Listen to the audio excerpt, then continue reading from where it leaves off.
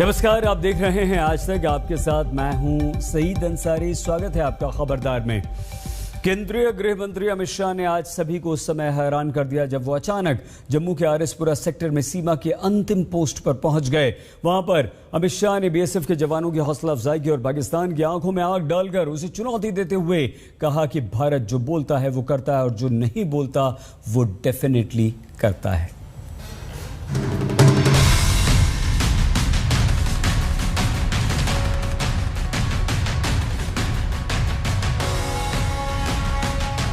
आपको बताता हूं, दहशतगर्द कुछ नहीं बिगाड़ सकते मित्रों, कुछ नहीं बिगाड़ सकते।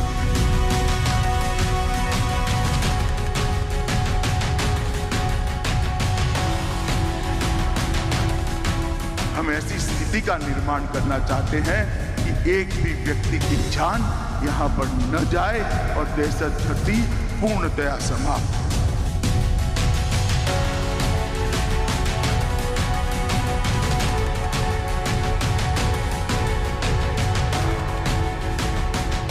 कहकर जाता हूं, जम्मू कश्मीर की शांति में खलल लगाने वालों को हम कभी सफल नहीं होने देंगे, इस बात का विश्वास है।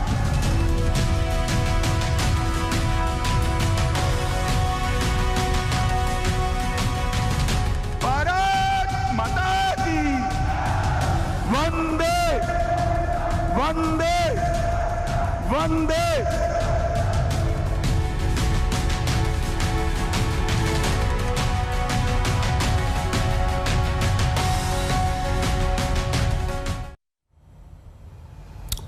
केंद्रीय गृह मंत्री अमित शाह के जम्मू कश्मीर दौरे का आज दूसरा दिन था और दूसरे ही दिन शाम होते होते अमित शाह भारत पाकिस्तान सीमा के अंतिम पोस्ट पर पहुंच गए। किसी को ये उम्मीद नहीं थी कि ऐसा कुछ अमित शाह करने वाले हैं। आरएसपुरा सेक्टर में अंतिम पोस्ट पर उन्होंने बीएसएफ के जवानों की हौसला अफजाई की, उनसे बातचीत की। गृह मंत्री अमित शाह पहुंचे हैं 3 दिन के जम्मू कश्मीर के दौरे पर और आज शाम अचानक जम्मू में गुरुद्वारा में लोगों से मिलने के बाद, माइनॉरिटीज में विश्वास जगाने की कोशिशों के बाद वो पहुंच गए सीधे आरएसपुरा के सेक्टर में। ये भारत और पाकिस्तान की सरहद पर आखिरी पोस्ट है जहां पर बीएसएफ के ये तमाम जवान हैं और यहां पर आज गृह मंत्री अमित शाह पहुंच गए हैं। उनकी पूरी दौरे में ये कहा जा सकता है कि ये सबसे कड़ा संदेश है उस भारत और पाकिस्तान की सरहद से सीधे पाकिस्तान को, जो लगातार घुसपैठ से लेकर अलग अलग कोशिशें करता है, जिसको नापाक करते हैं हमारे सैनिक। आइए इस हिस्से में आपको दिखाएं, क्योंकि यहीं से ये बॉर्डर का आखिरी पोस्ट है और यहीं से उस पार जो सीधा आप कह सकते हैं जो हमारी सेना है वो स्क्रूटनी करती है, वो देखती है। बहुत सारे छोटे छोटे बंकर्स बने हुए हैं जिनके जरिए उन पर नजर रखी जाती है और यहीं से जो आर्मी के तमाम स्टाफ हैं, सीनियर ऑफिसर्स हैं, उन्होंने गृह मंत्री अमित शाह को ब्रीफ किया, उनको जानकारी दी कि कैसे पाकिस्तान उस पार से सरहद से किस तरह से सुरंगें खोदकर इस तरफ लाने की कोशिश करता है। कई जगहों पर बमबारी करता है जो सरहद पर, और बाकायदा उन्होंने जानकारी दी कि किस तरह की मिट्टी उस तरफ है और इस तरफ है, जिसकी वजह से ये सुरंगें वो खोदते हैं। तो ये बॉर्डर पोस्ट का सबसे, ये बीएसएफ का आखिरी पोस्ट हम कह सकते हैं आरएसपुरा सेक्टर में। ये वो तमाम जवान जो हमारे देश की सरहद पर ऐसी जगहों पर तैनाती में जुटे रहते हैं और यहीं से आप समझिए ये आखिरी पोस्ट है जिस हिस्से में ले जाकर सैन्य अधिकारियों ने गृह मंत्री अमित शाह को ब्रीफ किया इंटरनेशनल बॉर्डर में। उन्होंने बताया कि कैसे उस पार से दूरबीन के इस्तेमाल से देखा जाता है कि अक्सर सुरंगें मिट्टी में खोदकर कोशिश होती है उस तरफ से, पाकिस्तान की तरफ से, कि सुरंग खोदी जाए। और जानकारी ये भी उन्होंने दी कि किस तरह से हम उसको फिर काउंटर करते हैं और कैसे हम उस पर नजर बनाकर रखते हैं। कैमरामैन पवन के साथ अंजना ओम कश्यप, सीधे इंडो पाकिस्तान बॉर्डर से आज तक के लिए। और इससे पहले केंद्रीय गृह मंत्री अमित शाह ने आज अपने दौरे के दूसरे दिन की शुरुआत जम्मू के लोगों को संबोधित करते हुए की। गृह मंत्री अमित शाह ने कहा कि जम्मू कश्मीर के साथ अन्याय का समय बीत चुका है। धारा 370 हटने के बाद पहली बार आया हूं, ऐसे बोलोगे क्या? मेरे साथ दोनों हाथ उठाइए। जम्मू कश्मीर में विकास के संकल्प की मुट्ठी बींचिए और प्रचंड आवाज से बोलिए, भारत माता की, भारत माता की, भारत माता की। पाकिस्तान सीमा से करीब 10 किलोमीटर की दूरी पर गरज रहे थे गृह मंत्री अमित शाह। संबोधन में जब जब उनकी आवाज ऊंची हुई होगी तो उनका संदेश यहां से होते हुए सीमा के उस पार भी पहुंचा होगा और इस पार भी अलगाववादियों के कानों में गूंजा होगा। भारत माता की। क्यों भाई, जम्मू वालों की आवाज को क्या होगा? अरे धारा 370 हटने के बाद पहली बार आया हूं, ऐसे बोलोगे क्या? मेरे साथ दोनों हाथ उठाइए। जम्मू कश्मीर में विकास के संकल्प की मुट्ठी बींचे और प्रचंड आवाज से बोलिए, भारत माता की, भारत माता की, भारत माता की। गृह मंत्री अमित शाह के जम्मू कश्मीर के 3 दिवसीय दौरे का आज दूसरा दिन था। आज उनके कई प्रोग्राम थे। इनमें एक बड़ी रैली को भी उन्होंने संबोधित किया। रैली का स्थान था भगवती नगर का जेडीए ग्राउंड, जहां बड़ी संख्या में लोग अपने गृह मंत्री को सुनने के लिए पहुंचे थे। वो जानना चाहते थे कि देश के गृह मंत्री उनके प्रदेश के लिए क्या लाए हैं। 370 और 35 से हटी और जम्मू और कश्मीर के लाखों लाखों नागरिकों को अपने अधिकार प्राप्त हुए। भाई मनोज सिन्हा ने कहा, पहले मेरे सिख भाइयों को, खत्रियों को, महाजनों को भूमि खरीदने का अधिकार नहीं था। जो शरणार्थी वहां से यहां आए थे उनके अधिकार नहीं थे। किसी को डरने की जरूरत नहीं है। भारत के संविधान के सारे अधिकार मेरे गुर्जर भाइयों और पहाड़ियों को मिलने वाले हैं, कोई रोक नहीं सकता। पंचायत विभाग, स्ट्रीट वेंडर योजना, मिशन यूथ और तेजस्वी स्कीम जैसी योजनाओं का शिलान्यास करने के बाद जब उन्होंने माइक थामा तो उसके बाद उन्होंने विकास कार्यों के नाम पर किए गए खोखले वादों के बीच का अंतर समझा दिया।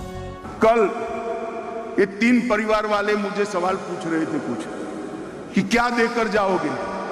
भाई मैं तो हिसाब लेकर आया हूं, क्या देकर जाएंगे बताता भी हूं, मगर 70 साल आपके 3 परिवारों ने राज किया, आपने क्या दिया इसका हिसाब लेकर आओ। भाई जम्मू कश्मीर की सरकार आपका हिसाब मांगे। मोदी जी ने प्रधानमंत्री बनते ही 55,000 करोड़ रुपए का पैकेज दिया था और 55,000 करोड़ रुपए के पैकेज में से 35,000 रुपया खर्च हो चुका है। 21 योजनाएं समाप्त हो चुकी। 21। आप हमारा हिसाब मांगते हैं। जम्मू कश्मीर में आतंकी घटनाएं एक गंभीर मामला है, लेकिन कल सुरक्षा एजेंसियों के आश्वासन और उनको दिए गए निर्देशों के बाद आज उन्होंने केवल प्रदेश के विकास कार्यों पर फोकस किया और उसके बारे में लोगों को बताया। निवेश के चलते 5 लाख नए रोजगार उत्पन्न होने वाले हैं। अभी श्री जयपुरी आए थे, उनका 500 करोड़ का निवेश जम्मू में होने वाला है। अब तक जम्मू और कश्मीर मिलकर जम्मू में 7,000, कश्मीर में 5,000 करोड़ का निवेश का भूमि का आवंटन कर दिया। गृह मंत्री ने कल श्रीनगर में युवाओं से बात की थी, उनकी जरूरतों के विषय में जाना था। आज उन्होंने ये दावा किया कि अगर जम्मू कश्मीर के 45,000 युवा लोगों की सेवा में अपना समय लगाएं तो दहशतगर्दी प्रदेश से खत्म हो जाएगी। उन्होंने आज ये भी बताया कि कैसे सरकार ने जम्मू कश्मीर के युवाओं के भविष्य के लिए पहले से ही प्लान तैयार किया हुआ है। एक जमाना था कि जम्मू कश्मीर के अंदर कहने को 5 मगर 4 मेडिकल कॉलेज थे। आज मैं आपको बताने आया हूं कि जम्मू को कश्मीर के अंदर 7 मेडिकल कॉलेजों का स्थापना हो चुका है नए, और 2 और होने वाले, 5 चालू हो चुके। आज IIT का एक कैंपस का उद्घाटन हुआ। मैं मन की बात बताना चाहता हूं मित्रों, मैं स्वयं अचंभित हूं। ढेर सारे कैंपस में मैं गया हूं, इस प्रकार का आधुनिक IIT का कैंपस मैंने नहीं देखा। जम्मू कश्मीर में विकास कार्यों की लिस्ट को बताते समय गृह मंत्री ये बताना नहीं भूले कि जम्मू कश्मीर का विकास केंद्र सरकार की प्राथमिकताओं में क्यों शामिल है। मुझे बताओ, आप देश में सबसे पहले 100% टीका किस राज्य का लग गया बताओ तो? बोलो, अरे जोर से बोलो। जम्मू और कश्मीर का क्योंकि मोदी जी के दिल में जम्मू और कश्मीर बसा है मित्रों, मोदी जी के दिल में। विकास कार्यों की बातों में कितनी सच्चाई है, ये हमने उन लोगों से पूछा जिनको सीधे तौर पर लाभ हुआ है।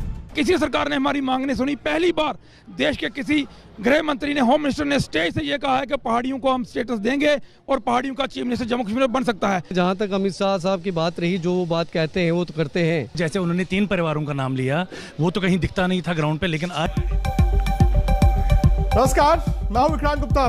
20 ओवर का खेल हो चुका है जी, और वक्फे पे भारत ने शायद रिकवरी तो कर ली है, लेकिन सवाल यही है कि क्या ये जीतने वाले रन हो सकते हैं। 151 रन भारत ने बनाए हैं। विराट कोहली, ऋषभ पंत, इन्होंने बड़ी पारियां खेली, लेकिन बावजूद इसके कि भारत ने आखिर में फिनिश अच्छा किया है, शायद 151 रन पाकिस्तान सोचेगा हमने भारत को रिकवर करने दिया, लेकिन पाकिस्तान यह भी सोचेगा कि शाम को ओस गिरेगी, और शायद पाकिस्तान इससे बेहतर हालात नहीं एक्सपेक्ट करता जब उन्होंने टॉस जीता था। मैं फटाफट आपको बता दूं कि आज मैच में हुआ क्या। मैच सनसनीखेज था। शाहिन अफरीदी आए, उन्होंने पहले रोहित शर्मा, उसके बाद केएल राहुल के डंडे में मारा और भारत नीचे लग गया। सूर्य कुमार यादव भी ज्यादा लंबी पारी नहीं खेल पाए। उसके बाद विराट कोहली और ऋषभ पंत के बीच एक साझेदारी हुई। ऋषभ ने बनाए हैं 39 रन 30 गेंदों में, और विराट बाद में जाकर आउट हुए 57 रन 49 गेंदों में। लेकिन रविंद्र जडेजा के 13 रन 13 गेंद, और शायद हार्दिक पांड्या के 11 रन 8 गेंद। यहां पर भारत थोड़ा सा आखिर में मोमेंटम गवा बैठा। फिर भी 151 भारत ने बनाए हैं। 151। ये वर्ल्ड कप का मैच है, और ये भारत और पाकिस्तान का मैच है, जहां पर दबाव अपने आप में ऐसा होता है कि जब बोर्ड पर रन लग जाएं तो कभी कभी 151 में टीमें जीत जाती हैं। हरभजन सिंह है मेरे साथ, मदन जी है मेरे साथ। मैं आपको पाकिस्तान इस्लामाबाद भी लेकर जाऊंगा, जहां पर वसीम अकरम मेरे साथ जुड़ेंगे। लेकिन भजू, पहले जो स्टार्ट भारत का हुआ और जो फिनिश भारत ने की, क्या इंडिया यहां से मैच जीत सकता है? बिल्कुल जीत सकता है जी। पहली बात तो ये है कि अपनी सोच को बुलंद रखना होगा, क्योंकि हमारी बल्लेबाजी खत्म हुई है, अभी बॉलिंग खत्म नहीं हुई है। क्योंकि बल्लेबाजी में जितने रन बने पहली इनिंग में वो अच्छे होते हैं। ये मान लीजिए प्रेशर का गेम है, अगर हमने पहले ओवर में 2 विकेट ले लेते हैं, या पहले 4 ओवर में 2 या 3 विकेट ले लेते हैं, तो मुझे लगता है कि यही आपको जो 151 दिख रहा है वो 170 के करीब नजर आना शुरू हो जाएगा। तो ये प्रेशर वाला गेम है, और आई होप कि टीम इंडिया के जो बॉलर हैं वो बिल्कुल टप्पे पे बॉल डालें और पहले 2 ओवर में 2 विकेट दिला दें, तो फिर मजा आ जाएगा। कभी कभी ऐसा होता है ना मदन जी कि आप हौसला छोड़ देते, लेकिन विराट कॉमेट द मैन। आज विराट ने, जब सारी उम्मीदें फेल हो गई थी, ऋषभ पंत के साथ पहले वो पार्टनरशिप हुई, उसके विराट एंड तक गए। हालांकि मेरा यह भी मानना है कि शायद मिस कैलकुलेट हो गए, शायद अगर वो एंड तक खेलते तो ये जो 57 है, ये 5-7-8 रन का फर्क पड़ गया। 160 रन शायद इस विकेट पर ऐसा लगता पाकिस्तान को दबाव है। 151 रन तो 9 ही है, लेकिन देखने में कैसा लगता है? नहीं, देखिए, जैसे बच्चों ने कहा, आपने तो रन बना लिया। ये प्रेशर वाला गेम है। 151 में भी आप मैच लड़ सकते हैं, ऐसा नहीं है कि मैच चला गया आपके हाथ से। पर यह है कि विराट को जितनी ज़्यादा तारीफ की है उतनी ज़्यादा कम है, क्योंकि देखिए उन्होंने गेम को बड़ा अच्छी तरह खेला है। क्योंकि उस वक्त चाहिए था कि कोई ना कोई एक जो बैट्समैन है वहाँ पर खड़ा रहता। ठीक है, अगर पूरे ओवर खेल जाता तो शायद 10-15 रन और ज़्यादा इसमें इस टोटल में जुड़ जाते। पर यह है कि गेम जो है अभी ख़त्म नहीं हुआ है। अभी हमारे बॉलर्स है, जैसे बच्चों ने कहा कि देखिए अब हमें विकेट्स निकालने हैं शुरू में। प्रेशर उनके ऊपर भी बहुत ज़्यादा है। पाकिस्तान में अगर 1-2 विकेट निकलते हैं तो फिर वो अंडर प्रेशर आती है। तो ये बड़ा ज़रूरी है इस वक्त की गेंद जो है ऐसे सटीक पे करने चाहिए जहाँ पे आपको विकेट मिले। आपको विकेट की तरफ जाना है। रन, देखिए, रन अगर आप गेंद ठीक करेंगे तो रन जो आपको विकेट मिल सकते हैं। ऐसी कोई बात नहीं, विकेट में कैरी है, गेंद जा रहा है, अच्छा गेंद मूव भी हो रहा है, तो इसमें कोई ओस गिरने से आपकी गेंदबाजी में कितना नुकसान हो? देखिए, ओस का पता नहीं, अभी पता नहीं लगा कि ओस कितनी गिरी हुई है। अभी तो कोई मालूम नहीं है। जब गेंद करेंगे तो तब मालूम पड़ेगा। जब गेंद को वो वाइप आउट करेंगे, सुखाएंगे, तब पता लगेगा कि इसमें ओस गिरी है या नहीं, इतनी ज्यादा गिरी है या नहीं। शाहिन अफरीदी 3 विकेटें, जो ऊपर वो 2 विकेटें ले गए रोहित शर्मा पहले ओवर में, उसके बाद केएल राहुल। अच्छा, इन दोनों की ये वीकनेस है, और ये हम पहले भी बात करते थे कि जो लेफ्ट आर्म तेज गेंदबाज अंदर लाता है उसकी गेंद, ये एक दिक्कत है। देखिए, आपने क्या किया, आपने 15 ओवर में आपका 100 रन था, 6 ओवर में पावर प्ले में 36 रन थे, 3 विकेटें गिर चुकी थी। हालांकि अगले 4 ओवर में रन जरूर थोड़े बहुत आए, लेकिन असली रन भारत ने आखिरी मेरे ख्याल से आप 7 या 8 ओवर देखे वहीं पर बनाए हैं। क्या मोमेंटम है भारत के पास? देखिए, मोमेंटम जो लास्ट के 3 या 4 ओवर खेले वो तो बहुत अच्छा खेले हैं। हाँ, हम हमेशा ये देखते हैं कि जो 9 बॉल में 11 रन बने हैं या फिर 12 बॉल में 13 रन बने हैं, तो वो लगता है कि कहीं वो 20 बन जाते तो फर्क पड़ता। वो 1-2 हिट की बात होती है, कभी कभार वो नहीं भी लगती हैं, बट मुझे लगता है 151 रन इस विकेट पे जहाँ पे थोड़ी सी कैरी है। Bumrah will be very good, Shami will be very good, और मुझे लगता है 2 या 3 विकेट लेने की बात है ऊपर से, अगर वो मिल जाएंगी तो ये सडनली जो हम अब ये देख रहे हैं ना कि किस लिहाज से मैच चल रहा है, ये 150 आपको 170 लगने लगेगा। मुझे लगता है कि bowling wise we need to just stick to the target. क्या करना है बैटिंग वाइज, ऑब्वियसली पहले ही जैसे शाहीन ने आके जिस लिहाज की बॉलिंग की, बहुत ही ज़बरदस्त बॉल को अंदर लेके आए। रोहित वाला बॉल तो बहुत ही ज़बरदस्त था, केएल वाला बॉल पड़ने के बाद और अंदर आया, तो वहाँ से दर्शाते हैं कि बॉल उन्होंने मूव कराया। जो प्लान था बिल्कुल सटीक था, और प्लान जो करके आए थे उसके ऊपर वाकई काम भी करके दिखाया। जो वसीम अकरम ने भी कहा था कि इनका बॉल अंदर आता है, और मुझे तो ऐसा लग रहा था वसीम भाई, आप इस्लामाबाद से हैं, कि वसीम अकरम ही गेंदबाजी कर रहे थे। आई थिंक पाकिस्तान में इस वक्त देखा जाए, कहते हैं ना हाफ जश्न, वो आधी मंजिल शायद पाकिस्तान को लग रहा होगा कि पार पा ली है। विक्रांत, हाय गाइस, ऐसा कुछ नहीं लग रहा। हमें पता है, हमने क्रिकेट देखी है, हमने पिच भी देखी है, भी भज्जी, तो ये पिच पे कम से कम ये जो स्कोर है 150-170 के लगभग है, बिकॉज एंड में देखा कि स्लो बॉल फास्ट बॉलर्स का रुख भी रहा था। सो अब सारा प्रेशर पाकिस्तान की बैटिंग पे है कि किस तरीके से वो लेते हैं। मैं पाकिस्तान से क्या चाहता हूँ, मैं ये चाहता हूँ कि पहले 6 ओवरों में वो प्लान रखें, ये नहीं कि बिल्कुल रोकना शुरू कर दें कि विकेट ना गिरे। विकेट्स इन हैंड, आखिरी 10 में 10 and over will be possible on this wicket, so they got to go through. Normal cricket खेलें, नॉर्मल शॉट खेलें, एक एंड से अटैक करें, एक एंड से डिफेंड करें, but it won't be that easy against the Indian bowling. Like you guys are saying, like Madipa is also saying, it is a pressure game, और chasing की team को हमेशा pressure थोड़ा ज्यादा लगता है। नहीं, आप अभी भी लग रहा है आपको कि भारत ने जो 151 रन बनाए, आप कह रहे हैं 170 के बराबर है? जी बिल्कुल, एक तो आउटफील्ड ऐसी है, और दूसरा ये विकेट को इतनी आसान नहीं है। आपने देखा जिस फास्ट बॉलर ने भी स्लो बॉल किया वो ग्रिप हो रहा है और हल्का सा बाउंस हो रहा है। सो आई सपोज ये चीजें देखी होंगी इंडियन थिंक टैंक ने, और कप्तान ने, वो अपने बॉलर्स, एक्सपीरियंस बॉलर से बात करेगा। और I think in the and अच्छी रिकवरी की इंडिया ने, जबरदस्त पहला का स्पेल शाहीन का, उसके बाद हारिस रऊफ ने बड़ी अच्छी बॉलिंग की, और आई थिंक थोड़ा सा प्लस आपकी तरफ हो गया जो शाहीन ने किया 18th ओवर मेरे ख्याल में, जिसमें 2 चौके लगे, फिर एक जो ओवर थ्रो हुआ 5 रन का बाय का, आई थिंक वो भी नुकसानदेह साबित हो सकती है। वसीम भाई का ये मानना है कि भारत ने स्कोर अच्छा बनाया है, शायद उनका ये भी है कि जब 6 रन पर आपकी 2 विकेटें गिर गई हैं तो आप 151 उस वक्त उम्मीद नहीं कर रहे थे। देखिए, स्कोर तो जितना पहले इनिंग में बन गया है, दूसरी टीम को बनाना पड़ेगा, और दूसरी टीम जब चेज कर रही है, वो भी पाकिस्तान, जिनकी बल्लेबाजी मुझे थोड़ी सी फ्रजाइल लगती है हमेशा, हालांकि बॉलिंग बहुत ज़बरदस्त की है, पर 151 आपको सडनली 165-170 लगने लगेगा। पहला 6 ओवर का जो पावर प्ले है वो बहुत क्रूशियल होने वाला है। अगर इंडिया ने वहाँ पे 2 या 3 विकेट चटका दिए तो मुझे लगता है कि इंडिया के हाथ में ये गेम काफ़ी हद तक आ जाएगा, पर अगर वहाँ पे विकेट नहीं मिलते हैं तो फिर थोड़ी सी मुश्किल हो जाएगी। बट ये बात है कि आपको लड़ना पड़ेगा, 151 रन में लड़ना पड़ेगा। ऐसा नहीं है कि आपको ये मैच जो है आसानी से जीत मिल जाएगी। इसमें इंडिया को अगर मैच जीतना है तो लड़ना पड़ेगा। इसमें हिस्ट्री खत्म हो गई है कि वर्ल्ड कप में कभी हारे नहीं। लेकिन आज अगर आप विकेटें देखें, जो बात चल रही थी, जो वसीम भाई ने भी कहा था, सबने कहा था, रोहित शर्मा की जो लेफ्ट आर्म मीडियम पेसर की कमजोरी है, बॉल अंदर आना, नया बॉल, वो आज दिखा। वो पहले ओवर में ऐसे आउट हुए, और रोहित शर्मा बड़े खिलाड़ी हैं मदन जी, रोहित शर्मा बड़े खिलाड़ी हैं।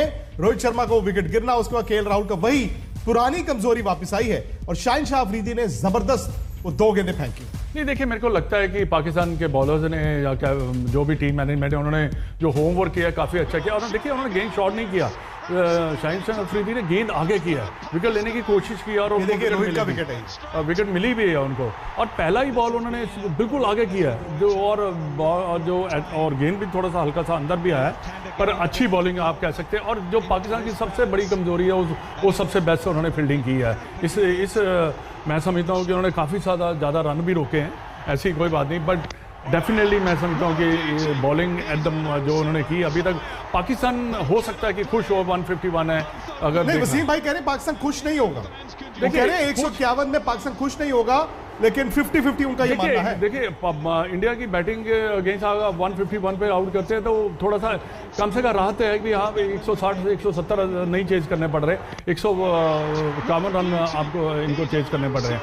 पर डेफिनेटली शुरू में विकेट मिलना तभी प्रेशर क्रिएट होगा, और पहले 6 ओवर का गेम है, और अगर 1-2 विकेट मिलते हैं तभी प्रेशर आएगा, नहीं तो आहिस्ता आहिस्ता क्या होता है कि गेम ना आपके हाथ से थोड़ा प्रेशर भी तो क्रिएट होता है, बॉलर के ऊपर भी तो प्रेशर क्रिएट होता है ना, कि जब आप थोड़े रनों में बॉलिंग करते हैं तो अगर आपको विकेट ना मिले तो फिर थोड़ी सी मुश्किल है। आपको बॉल क्या करना है? आप 20 ओवर के लिए जाते हैं या आप जाते हैं यार 6 में हमें 2 आउट करने हैं? अगर 6 में आउट 2 नहीं होते तो आप क्या करते हैं? देखिए पहले 6 में 2 निकालने के लिए देखना चाहिए, आपकी अटैकिंग लाइन होनी चाहिए, स्लिप इन प्लेस होना चाहिए। आपने देखा बाउंस है विकेट में, और अगर पहले 2 विकेट नहीं भी मिलते हैं ना तो मेक श्योर हम पहले 6 में रन ना इतने दे दें। अगर रन को सुखा के रखें, लंबा थोड़ा सा लेके चले मैच को, तो मुझे लगता है कि ऐसी घबराने वाली ज़रूरत नहीं है। जहां 2 या 3 विकेट मिलते हैं ना इकट्ठे, इस T20 की ब्यूटी यही है, वहीं आप गेम में वापस आ जाते हो। तो ये बिलीव करना सबसे पहले ज़रूरी है कि हम 151 में मैच जीत सकते हैं, जो कि विराट कोहली जाके कहेंगे टीम को कि हम 151 हमने बनाए हैं और उन्होंने बनाने हैं, हमने मेहनत करी है, उनको मेहनत मशक्क़त करनी होगी। और हमारी जैसे लिहाज की बॉलिंग है, जसप्रीत बुमराह, शमी और भुवनेश्वर कुमार, अगर बॉल को स्विंग मिला तो मुझे लगता है कि ये 151 जो है वो काफ़ी होंगे। सनी भाई मैं आपके पास आता हूं, 151 डिसअपॉइंटेड, या आप कहेंगे नहीं यार बना लिए रन जितने चाहिए थे उस सिचुएशन से? नहीं, बिल्कुल डिसअपॉइंटेड नहीं, क्योंकि देखिए जो पहले 6 ओवर में भारतीय टीम की जो हाल थी उससे तो ये 151 काफी अच्छा स्कोर लग रहा है। और हमेशा इन पिचेस पर हमने देखा है कि अगर आपकी टीम ने 140 के ऊपर रन किए, 140 मतलब आस्किंग रेट 7 के ऊपर की होती है, तो जो टीम चेस करके उनको आसान नहीं बनता। हाँ, एक शायद दिक्कत आ सकती है कि जो ड्यू की वजह से हमारे जो 2 स्पिनर है वो गेंद को ठीक तरह से पकड़ नहीं पाएंगे। पर फिर भी मुझे लगता है कि ये जो 151 रन बनाए भारतीय बल्लेबाजों ने, उन्होंने अपने बॉलर्स को एक मौका दिया है, चांस दिया है कि अब आप ये रन अभी डिफेंड करके दिखाइए, और वो दिखा सकते हैं। क्योंकि बुमराह, भुवनेश्वर कुमार कैसी बॉलिंग करते हैं वो भी बहुत अहम चीज होगी, क्योंकि उनका फॉर्म अभी इतना अच्छा नहीं था। पर बुमराह और शामी ने अगर पहले 6 ओवरों में 1-2 विकेट निकाली तो मुझे लगता है कि पाकिस्तान को मुश्किल होगा 151 रन करना। सनी भाई, Varun Chakravarthy X factor mystery bowler Varun Chakravarthy Pakistan ने खेला नहीं है, आप वरुण चक्रवर्ती को कहां पर इस्तेमाल करेंगे? क्या नया बॉल डलवाएंगे बुमराह के साथ? हाँ, मैं पहले 6 ओवर में उनको 1 ओवर तो देखूंगा कि वो क्या कर रहे हैं, और उसके बाद में फिर देखना होगा कि आगे के 3 ओवर वो कहां से डालते हैं। पर पहले 6 ओवर जो है वहां पे अगर उन्होंने एक विकेट ले ली या एक अच्छी ओवर भी डाल दी जहां पे उन्होंने ज्यादा रन नहीं दिए, तो भी उन्होंने अपना काम किया होगा। वसीम भाई, आपने कहा कि पाकिस्तान ड्रेसिंग रूम में ये सोच रहा होगा कि बल्लेबाजी हमारी कमजोरी है, एक टीम ने 151 रन बोर्ड पर लगा दिए हैं, और ये होता है कई बार प्रेशर वाले मैच में 151 में भी टीमें जीत जाती हैं। माइंडसेट पाकिस्तान का बैटिंग करते हुए, पाकिस्तान की बैटिंग बिल्कुल वीक नहीं है, पर डिपेंड करता है, प्रेशर का मैच है, इंडिया से मैच है, 150 स्कोर कार्ड है, पाकिस्तान ने चेस करना है। बॉल गीला भी हो रहा है हल्का सा, देखिए स्पिनर ग्रिप करते हैं नहीं करते। हमारे ये कप्तान पे और रिजवान पे बड़ा डिपेंड करता है। रिजवान ने देखे आते ही शॉट मारी है और 3 रन उसने हासिल किए हैं। सो ये पहले शोर भज्जी ने कहा, ये दोनों टीमों के लिए विक्रांत बहुत इंपॉर्टेंट।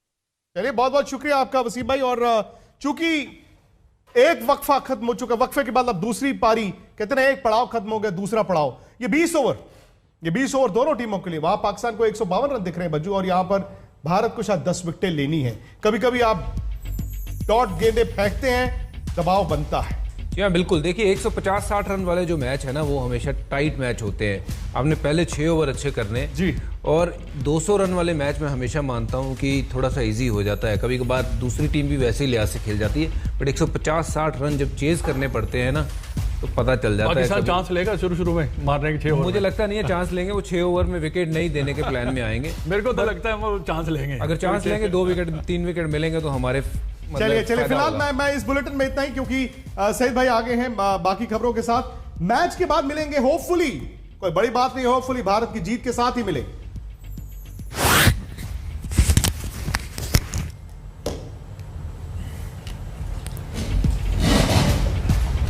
अब कहां देखेंगे मैच? बहुत धन्यवाद विक्रांत, भज्जी और मदन लाल जी, तीनों हमारे साथ थे।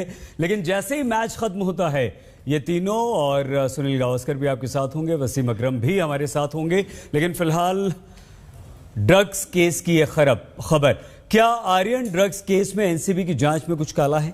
क्या आर्यन खान को ड्रग्स केस में फंसाया गया है?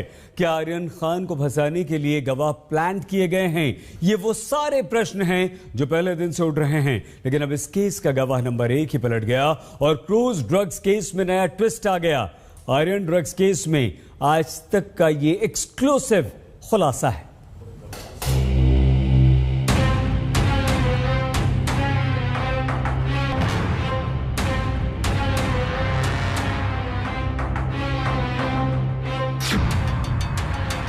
कि आर्यन को ड्रग्स केस में फंसाया गया।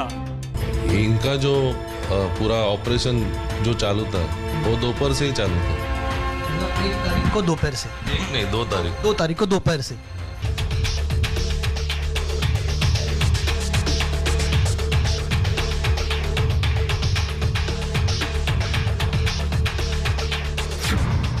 क्या आर्यन के खिलाफ गिरफ्तारी सोची समझी साजिश थी? कम से कम 9 से 10 पेपर पे मैंने साइन किया था। ब्लैंक, सब ब्लैंक थे। क्या माल बरामद किया गया है? कुछ भी नहीं लिखा था। क्या शाहरुख और एनसीबी में कोई डील हुई थी?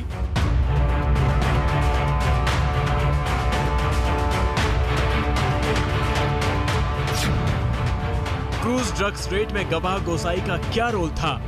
ये देखिए, ये जो वीडियो है, कैमरामैन अगर जूम कर सके मंगेश, फिर से दिखाएंगे। ये किसी के साथ बात करते हुए नजर आ रहे हैं।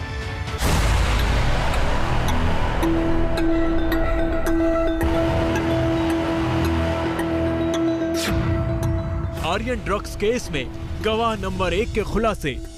ये एनसीबी के द्वारा किए गए पंचनामे में विटनेस नंबर 1 है, इंडिपेंडेंट पंच है। पूरा जो मामला हुआ था, जिस वक्त अरेस्ट हुए थे, पूरा सीजर हुआ था, सील किया गया था, उसके ऊपर इनके दस्तखत है।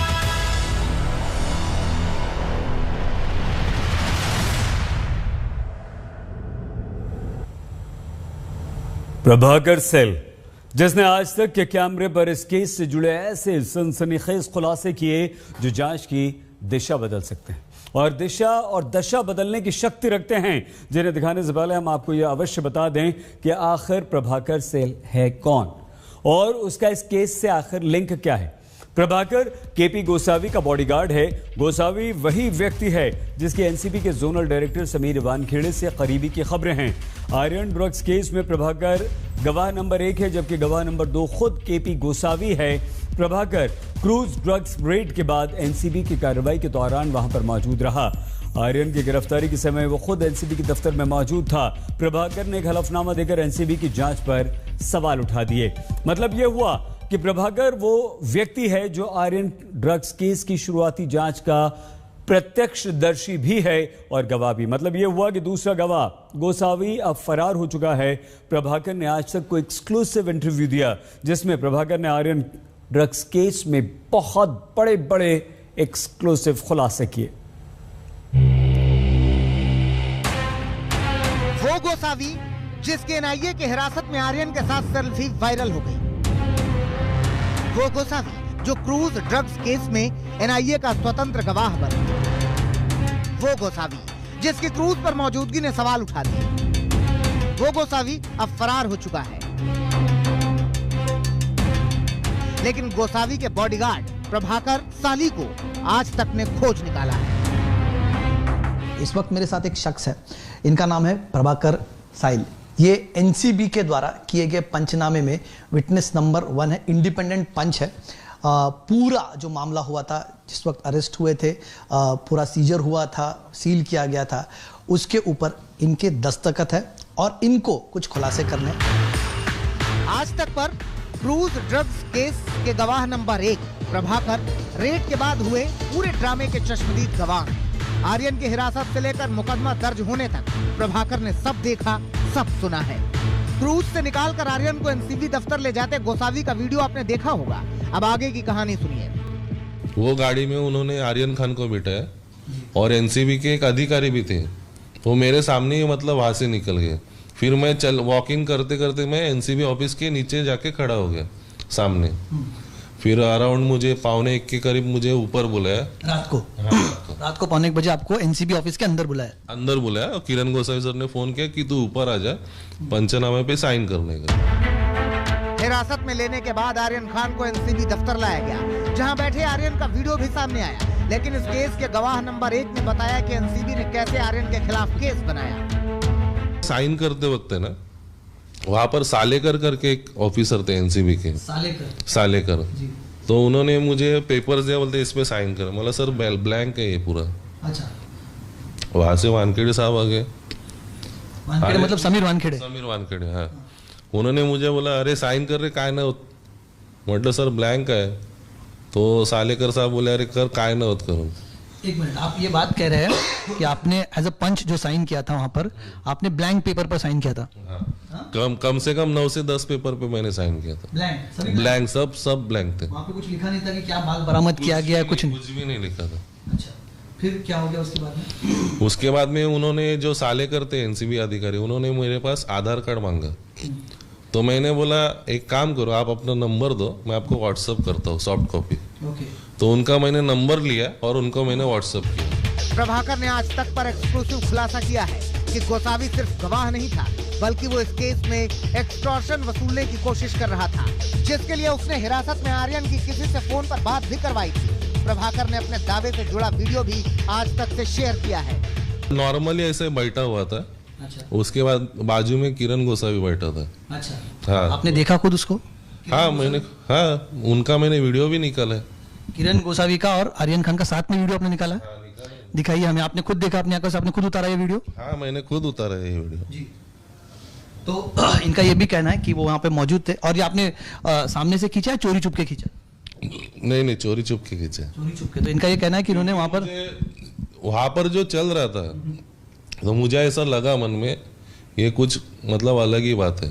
ये किसके साथ बात करवा रहे हैं? हमने देखा कि वो फोन पकड़े हुए है, केपी गोसावी के हाथ में फोन है। बहुत था। अच्छा। और अगर चोरी छुपे अगर मैं वीडियो निकाल रहा हूँ तो वो साउंड भी नहीं आएगा। लेकिन हमने देखा कि केपी गोसावी, यही है केपी गोसावी आपके साथ में, वो आर्यन खान को किसी के बात करवा रहे हैं, शायद स्पीकर पे फोन है। किसके साथ बात कर रहे थे, सुन पाए आप? नहीं। क्या बातचीत, अंदाजा है कुछ क्या बात हो रही थी? कुछ भी नहीं।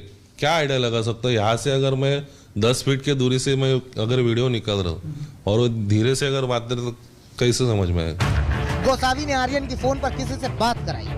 गोसावी ने आर्यन की किस शख्स से बात करवाई, उसकी पहचान तो नहीं हुई, लेकिन उसके बाद क्या हुआ, इसका खुलासा प्रभाकर ने आज तक के कैमरे पर किया है। प्रभाकर का दावा है कि गोसावी ने आर्यन को छोड़ने के एवज में 25 करोड़ रुपए की डिमांड रखी। प्रभाकर का दावा है कि ये पैसा एनसीबी चीफ समीर वानखेड़े के कहने पर मांगा गया। बाद में ये डील 18 करोड़ रुपए में सेटल हुई, जिसमें से 8 करोड़ रुपए समीर वानखेड़े के पास जाने थे। प्रभाकर का दावा है कि डील को लेकर शाहरुख की मैनेजर पूजा डडलानी ने गोसावी से मुलाकात भी की थी। प्रभाकर ने ये सारे दावे अपने एफिडेविट में किए हैं और आज तक के कैमरे पर भी। प्रभाकर ने इस पूरी डील में एक और रहस्यमयी शख्स का नाम लिया है।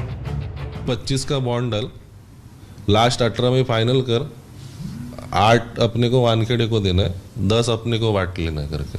अच्छा, 25 मतलब क्या? 25 लाख? कितना? 25 CR, 25 करोड़ रुपया।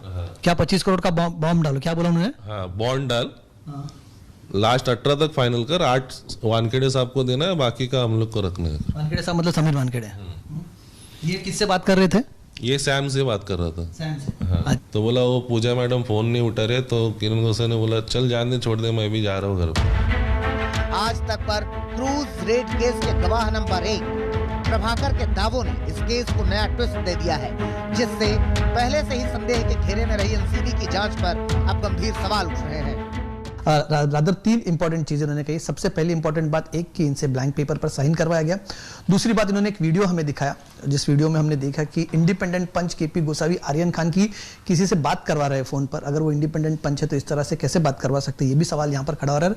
तीसरी और जो अहम बात है कि इन्होंने आरोप लगाया है कि वो खुद मौजूद थे, कोई पैसे की डीलिंग हो रही थी, 25 करोड़ की उगाही का मामला है, डिमांड की गई थी 18 करोड़ में सेटल की जाए, ऐसा उनका आरोप है। उन्होंने देखा है। अब इन आरोपों में कितना तथ्य ये तो इन्वेस्टिगेशन एजेंसीज बताएंगी, लेकिन इस वक्त उनका कहना है कि उन्हें अपनी जान का डर सता रहा है और इसलिए मीडिया से वो रूबरू हो रहा है। कैमरामैन मंगेश आमरे के साथ कमलेश सुतार, मुंबई, आज तक। आरजेडी सुप्रीमो लालू प्रसाद यादव के पटना लौटने के बाद इस बात की उम्मीद जताई जा रही थी कि उनके दोनों बेटे तेज प्रताप और तेजस्वी के बीच सुलह सफाई हो जाएगी, मगर मामला और ज्यादा बिगड़ गया। लालू प्रसाद यादव का पटना एयरपोर्ट पर स्वागत करने के लिए तेज प्रताप खुद पहुंचे थे, लेकिन उनका यह आरोप है कि उन्हें पिता से मिलने तक नहीं दिया गया। पिता से नहीं मिलने देने के विरोध में तेज प्रताप यादव इतने नाराज हो गए कि अपने ही घर के बाहर वो समर्थकों के साथ धरने पर बैठ गए। हमें पार्टी से, संगठन से कोई मतलब नहीं है, कोई वास्ता नहीं है, वो कोई लेना देना नहीं है आरजेडी से। हमारे पिता हैं, वो आजीवन हमारे पिता रहेंगे। हमेशा मैं उनका रिस्पेक्ट करूंगा हमेशा। लेकिन आज का खुशी का इतना बड़ा मौका था, बहुत बड़ा मौका था, सबको एक होना था, लेकिन ऐसे सिचुएशन में भी हमको बेइज्जती किया गया।